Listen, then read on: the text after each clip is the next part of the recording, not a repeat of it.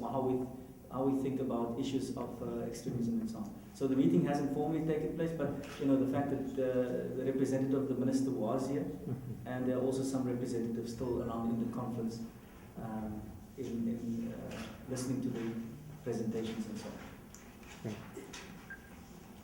Leah Johnson, E-News. Do you think that this is a real threat? Where do you think that these allegations stem from?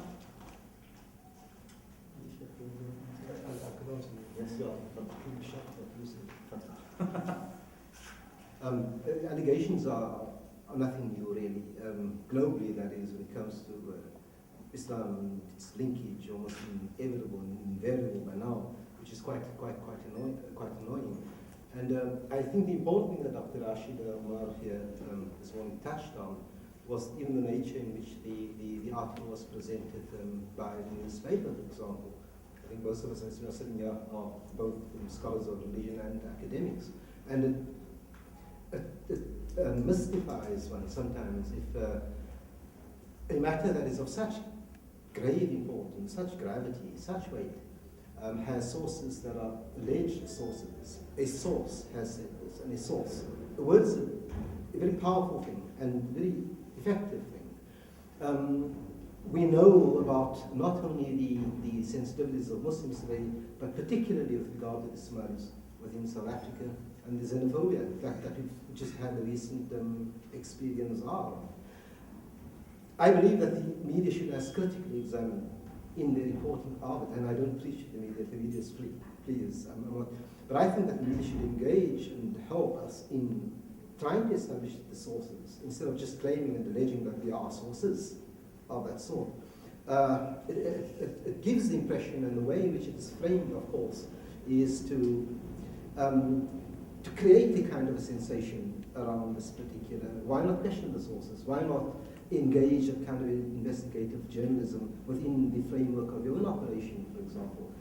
On our side, we are trying to do our best to establish these things. A single phone call coming from Khalid, how and Hussein Solomon was invited to be here, he could not be here, whether it was through a valid reason, excuse, we're not too sure.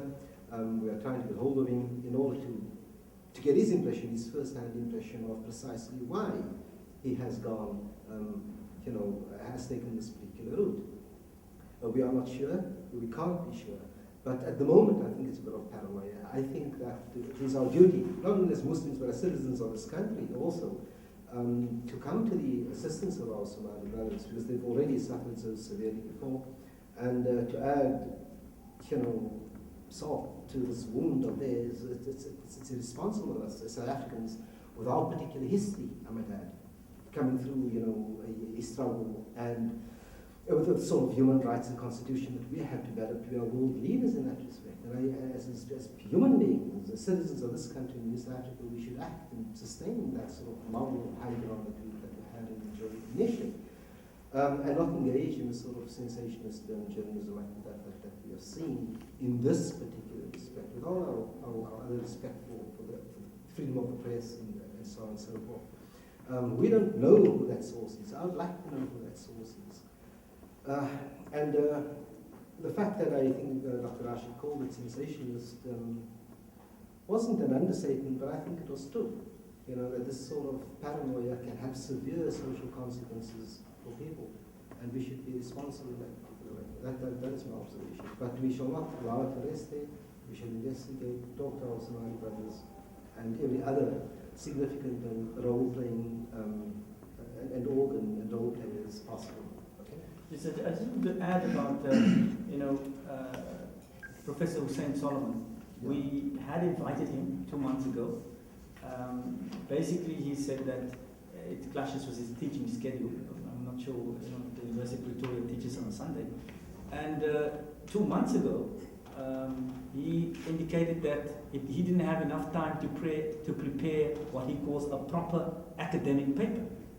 But we know that in 2007, he delivered a paper in Israel where he made these allegations. It's not new about, that the South African security services are not prepared for an attack, and that there are these. So we invited him so that we can, maybe he can convince us with regard to his evidence and we can have responses.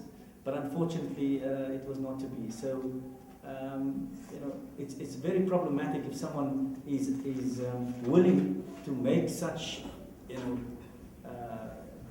claims, and then is not willing to engage his own peers in his own country with regard to his evidences and so on. Just a